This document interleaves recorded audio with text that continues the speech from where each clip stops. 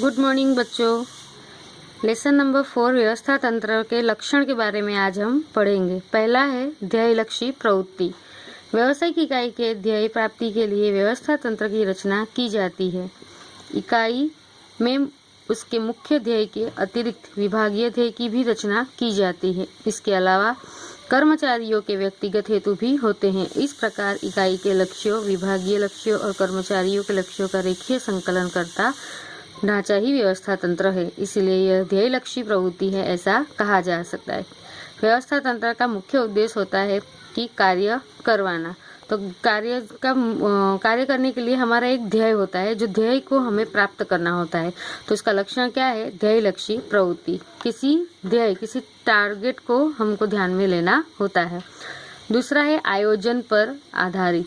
आयोजन द्वारा सुनिश्चित किए गए ध्येय के आधार पर इसकी रचना होती है। इसीलिए व्यवस्था तंत्र की रचना करने से पूर्व आयोजन होना अनिवार्य है। भविष्य में अमल की जाने वाली योजना के आधार पर ही इकाई के ढांचे का निर्माण होता है। इसीलिए कहा जा सकता है कि व्यवस्था तंत्र आयोजन पर आधारित है।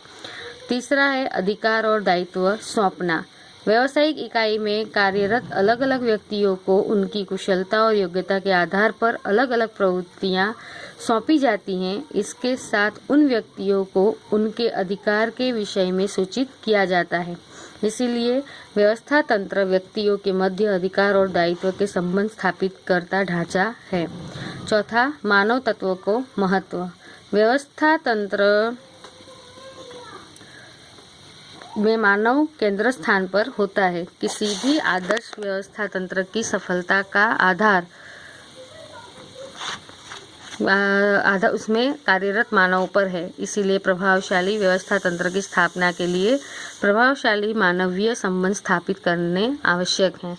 पांचवा है परिवर्तनशीलता। एक बार व्यवस्था तंत्र की रचना होने के बाद उसमें परिवर्तन के लिए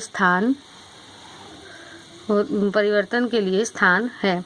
परिवर्तन होते संयोगों और परिस्थिति के अनुसार व्यवस्था तंत्र में अनुकूल परिवर्तन किए जा सकते हैं। नवीन टेक्नोलॉजी अमल में लाए नवीन संशोधन हो या व्यावसायिक पर्यावरण में परिवर्तन हो तो व्यवस्था तंत्र में आवश्यक परिवर्तन किए जा सकते हैं। तो व्यवस्था तंत्र के लक्षण में पांचवा है परिवर्तनशीलता। छठा है आंतर संबंधों की स्थापना। व्यवस्था तंत्र कार्य, पदों या विभागों के मध्य आंतर संबंधों की स्थापना करता है। यह एक कार्य का दूसरे कार्य के साथ, इसी प्रकार एक विभाग का दूसरे विभाग के साथ के संबंधों की स्पष्टता करता है। सातवां है निरीक्षण और नियंत्रण। निरीक्षण, नियंत्रण, संकलन व्यवस्था तंत्र की मूलभूत आवश्यकताएं हैं। क्या कर्मचारी सौंपे गए कार्य को अपने अधिकार और दायित्व के अनुसार करता है? इस संबंधी निरीक्षण नियंत्रण की व्यवस्था तंत्र में होती है। आठवां है सामूहिक प्रवृत्ति। व्यवस्था तंत्र में अनेक व्यक्ति लक्ष्य प्राप्ति के लिए प्रयत्नशील होते हैं। व्यक्तियों के इन प्रयत्नों को व्यवस्था तंत्र उचित ढांचा प्रदान करता है कि जिसके द्वारा सामूहिक सहयोग से लक्ष्य प्राप्ति की दिशा की ओर जाया जा सके। नवा है नियंत्रण प्रबंधकीय ढांचा। व्यवस्था तंत्र निश्चित प्रकार का नियंत्रित प्रबंधकीय ढांचा है। व्यावसायिक इकाई में संबंध स्थापित करने के लिए नियम और नियंत्रणों की आवश्यकता होती है, जिनकी रचना व्यवस्था तंत्र द्वारा की जाती है। तो ये थे व्यवस्था तंत्र के लक्षण। व्यवस्था तंत्र के कुल 9 लक्षण थे। ध्येयलक्षी प्रवृत्ति, आयोजन पर आधारित, अधिकार और दायित्व सौंपना, मानव तत्वों को महत्व, परिवर्तनशीलता, आंतर संबंधों की स्थापना, निरीक्षण और नियंत्रण, सामूहिक प्रवृत्ति और नियंत्रित प्रबंधकीय ढांचा। अब है व्यवस्था तंत्र की प्रक्रिया के क्रम। व्यवस्था तंत्र की प्रक्रिया के क्रम में व्यवस्था तंत्र की रचना एक वैज्ञानिक प्रक्रिया है। अयोग्य रूप से रचित व्यवस्था तंत्र दीर्घ समय तक नहीं टिक सकता है और इस प्रकार रचित व्यवस्था तंत्र के साथ इकाई भी धीरे धीरे नष्ट हो जाती है। ऐसा पीटर एफ ड्रकर का कथन है। व्यवस्था तंत्र की रचना द्वारा कार्य कारण का संबंध स्थापित होता है, इसीलिए उसकी रचना उचित रीति होनी आवश्यक है। तो व्यवस्था तंत्र की प्रक्रिया के क्रम, पहला है लक्ष्यों की स्पष्टता। लक्ष्य की स्पष्टता में है व्यवस्था तंत्र की रचना करने से पूर्व इकाई के लक्ष्यों की स्पष्टता आवश्यक होनी चाहिए। इकाई के मुख्य और गौण लक्ष्यों को प्राप्त करने के लिए समग्र व्यवस्था तंत्र का ढांचा रचा जाता है। इकाई के लक्ष्यों को सुसंगत किस प्रकार का व्यवस्था तंत्र गठित किया जा सके, इसके लिए लक्ष्यों की स्पष्टता व्यवस्था तंत्र की रचना का प्रथम सोपान है। लक्ष्य स्पष्ट करना, कौन से कार्य को पूरा करने के लिए हमारा क्या लक्ष्य है, क्या ध्યેय है, वो स्पष्ट होना चाहिए। जैसे आपका एक स्पष्ट लक्ष्य होगा कि भाई 12th में मुझे इतने परसेंटेज लाने हैं, डिस्टिंक्शन लाना है या 80 अप लाना है, 90 अप लाना है, तो वो एक आपका लक्ष्य होता है जिसको ध्यान में रख के आप पूरे साल मेहनत करते हो। दूसरा है कार्यों की सूची। इकाई के लक्ष्य की स्पष्टता करने के बाद निर्धारित लक्ष्यों को प्राप्त करने के लिए व्यवस्था तंत्रीय ढांचे द्वारा क्या क्या कार्य करने पड़ेंगे, इसकी सूची तैयार की जाती है। यह सूची तैयार करते समय कोई महत्वपूर्ण कार्य रह न जाए और किसी कार्य को दोहराया नहीं जाए, इसकी विशेष सावधानी रखी जाती है। इसीलिए कार्यों की सूची तैयार करने के बाद उस पर पर्याप्त विचार विमर्श के आधार पर अंतिम विभाजन होना चाहिए। तीसरा है कार्यों का विभागीकरण। कार्यों की सूची तैयार होने के बाद सूची में दर्शित कार्यों में से एक दूसरे के साथ जुड़े तथा एक समान कार्यों को एक समूह में रखकर कार्य करवाया जाता है। कार्यों को विक्रय विभाग यानी कि बिक्री विभाग में, क्रय विभाग यानी उत्पादन जहाँ करते हैं वहाँ पे, हिसाब विभाग मतलब कि ऑडिट विभाग में, आदि विभागों में विभाजित करके श्रम विभाजन और विशिष्टीकरण अपनाया जा सकता है। विभागीकरण के लिए इकाई के स्वरूप के अनुसार, भौगोलिक विस्तार के अनुसार, कार्य अनुसार आदि रूप में विभाजन हो सकता है कि कार्य अनुसार विभाजन होता है या भौगोलिक विस्तार कैसा है उसके अनुसार, पहाड़ी प्रदेश है, मैदानी प्रदेश है, गर्म प्रदेश है, ठंडा प्रदेश है, उसके अनुसार किस कार्य में विशिष्ट प्रदान है, विशिष्टता है, उसका ध्यान में रख कर कार्यों का सौंपा जाता है। जिसे जो कार्य में निपुणता होती है, जो कार्य जो आसानी से कर सकता हो या उसके मन का हो, जिसमें रुचि हो, उस हिसाब से उसे कार्य दिया जाए। समग्र देश में वस्तु का विक्रय करती इकाई का विभाजन उत्तर, पूर्व, दक्षिण, पश्चिम, मध्य जैसे जोन में विभाजित किया जा सकता है। इसी प्रकार से कार्य अनुसार में विक्रय विभाग में विज्ञापन करना, पैकिंग कार्य, वितरण कार्य आदि विषयों के आधार पर विभागीकरण किया जा सकता है। विभागीय पद और योग्यता निश्चित करना। कार्यों का उचित विभागीकरण होने के पश्चात विभाग के कार्यों का दायित्व उठा सके ऐसे विभागीय पदों और उसके लिए उचित योग्यताएं निश्चित की जाती हैं। उदाहरण पे विक्रय विभाग के लिए विक्रय अधिकारी, विभागीय प्रमुख के अधीन अन्य पद या स्थान निश्चित करने का कार्य भी इसी क्रम में किया जाता है। पांचवा है अधिकार और दायित्व सौंपना। विभागीय पद, उप विभागीय पद और योग्यताएं निश्चित होने के पश्चात प्रत्येक विभागीय अधिकारी अपने दायित्वों को सफलतापूर्वक पूर्ण कर सके इसके लिए आवश्यक अधिकार देने चाहिए।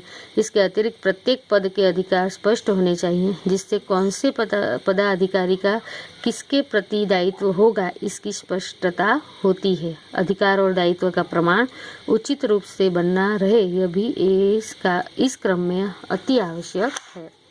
छठा है अधिकार और दायित्व आंतर संबंधों की स्थापना। विविध पदाधिकारी यानी कि जिसकी जिस पोस्ट पे निमणूक हुई है, विविध पद अधिकारी व्यक्तियों को उनके अधिकार और दायित्व सौंपने के पश्चात उनके मध्य आंतर संबंधों की स्थापना स्पष्ट रूप से हो, यह आवश्यक है। विभागीकरण द्वारा व्यवस्था तंत्र में अधिकार और दायित्व का विकेंद्रीकरण किया जाता है, परंतु इसे विकेंद्रित प्रवृत्तियों और कार्यों के संकलन के उद्देश्य से आंतर संबंधों की स्पष्टता के लिए केंद्रित बनाया जा सकता है। तो आंतर संबंधों की स्थापना, अलग अलग पद के लिए अलग अलग अधिकारी की नियुक्ति हो गई है, लेकिन उनके बीच में अगर आंतर संबंध अच्छे नहीं है तो वहाँ पे कोई भी कार्य सफलतापूर्वक सिद्ध हो सकता नहीं है। तो व्यवस्था तंत्र को योग्य रूप से चलाने के लिए आंतर संबंधों की स्थापना करना जरूरी है। अब है व्यवस्था तंत्र का नक्शा तैयार करना। व्यवस्था तंत्र के नक्शे में व्यवस्था तंत्र में शामिल प्रत्येक अधिकारी और कर्मचारी अपने स्थान के विषय में स्पष्टता प्राप्त कर सके इसके लिए आकृति स्वरूप में व्यवस्था तंत्र का चार्ट या नक्शा तैयार करना चाहिए और इकाई में काम करने वाले प्रत्येक कर्मचारी उसे देख सके। इस प्रकार व्यवस्था तंत्र के नक्शे को नोटिस बोर्ड पर लाना चाहिए। तो ये थे व्यवस्था तंत्र के लक्षण देख लिए, व्यवस्था तंत्र की प्रक्रिया के क्रम देख लिए। तो क्रम वाइज सबसे पहले व्यवस्था तंत्र की प्रक्रिया में लक्ष्यों की स्पष्टता, कार्यों की सूची तैयार करना, कार्यों का विभागीकरण करना, विभागीय पद और योग्यता निश्चित करना, अधिकार और दायित्व सौंपना, अंतर संबंधों की स्थापना और व्यवस्था तंत्र का नक्शा तैयार करना। अब हम पढ़ेंगे व्यवस्था तंत्र का ढांचा। व्यवस्था तंत्र के ढांचे में प्रभावशाली संचालन के लिए आदर्श व्यवस्था तंत्र पर जोर दिया जाता है। व्यवस्था तंत्र का ढांचा व्यवस्था तंत्र के प्रकार दर्शाता है। व्यावसायिक इकाई का स्वरूप, कद और दायित्वों के विभागीकरण के आधार पर व्यवस्था तंत्र का प्रकार निश्चित किया जाता है। तो पहला है रेखीय व्यवस्था तंत्र, कार्यानुसार व्यवस्था तंत्र, औपचारिक व्यवस्था तंत्र, अनौपचारिक व्यवस्था तंत्र और श्रेणिक व्यवस्था तंत्र। तो रेखीय व्यवस्था तंत्र में उसका अर्थ, रेखीय व्यवस्था तंत्र का प्राचीन और सरल प्रकार है। सेना में इसका वर्षों से उपयोग किया जाता है, इसीलिए इसे सैन्य व्यवस्था तंत्र भी कहते हैं। इस प्रकार के व्यवस्था तंत्र में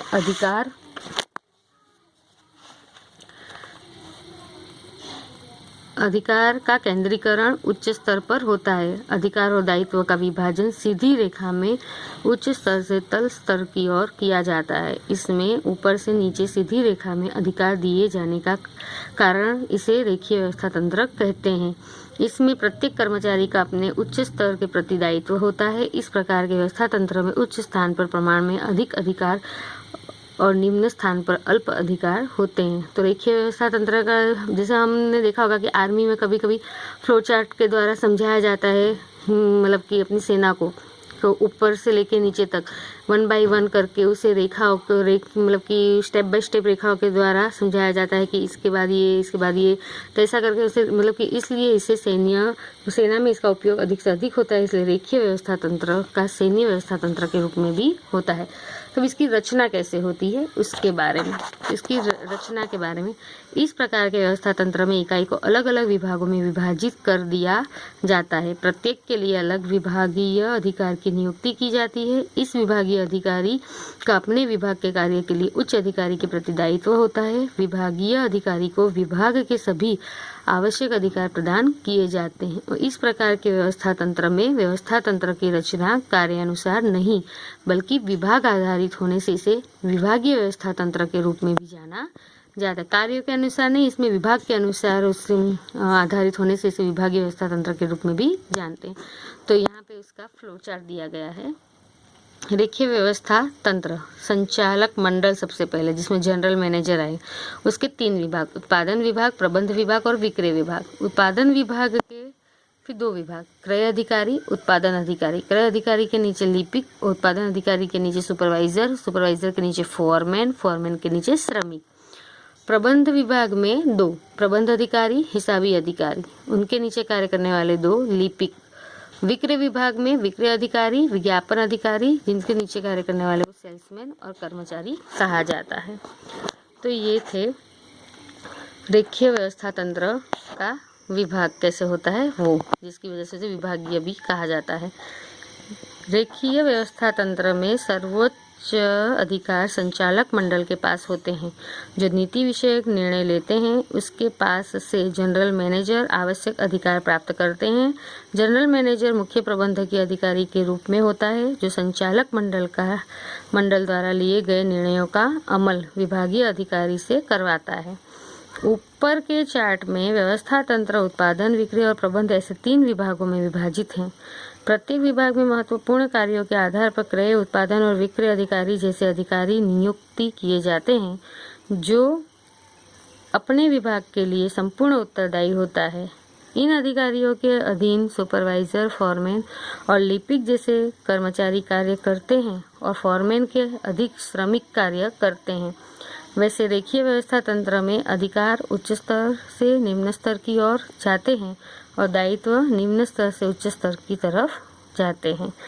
यदि व्यावसायिक इकाई का कद छोटा हो तो कार्यक्षेत्र सीमित हो, साथ ही नियंत्रण और अनुशासन के प्रश्न का कम हो। इस प्रकार की इकाई में यह व्यवस्था तंत्र अधिक अनुकूल होता है। तो यहाँ पे व्यवस्था में रेखीय व्यवस्था तंत्र के बारे में हमने रेखीय व्यवस्था तंत्र के बारे में हमने समझा। अब उनके कार्य अनुसार व्यवस्था तंत्र जिसके बारे में हम अगले टॉपिक में पढ़ेंगे।